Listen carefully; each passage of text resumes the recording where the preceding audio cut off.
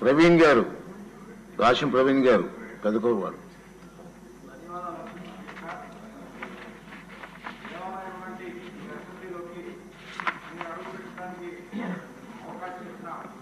మన నాయకుడు చంద్రబాబు నాయుడు గారికి, నన్ను ప్రోత్సహించిన నారా లోకేష్ గారికి, అట్లానే నన్ను గెలిపించిన పెదకూరుపాడు నియోజకవర్గ ప్రజలకి ఈ సభాముఖంగా ధన్యవాదాలు తెలియజేసుకుంటున్నా. ఆ అంటే అమరావతి, ఆ అంటే అమ్మ.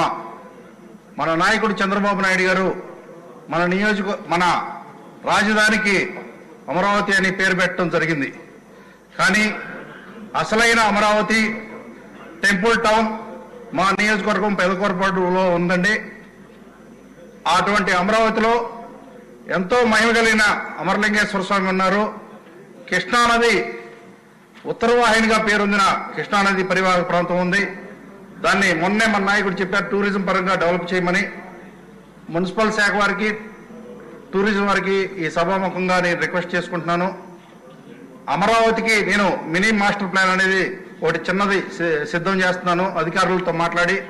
దయచేసి దాన్ని త్వరితగతిన డెవలప్ చేసి టూరిజం పరంగా కానీ, అట్లానే అసెంబ్లీ సమావేశాలకు వచ్చినప్పుడు మన నాయకులందరూ కూడా, ఎమ్మెల్యేలందరూ కూడా దైవభక్తి కలిగిన వాళ్ళు వచ్చి సందర్శిస్తే ఆ అమరావతికి కూడా ప్రాచుర్యం పొందుతుంది.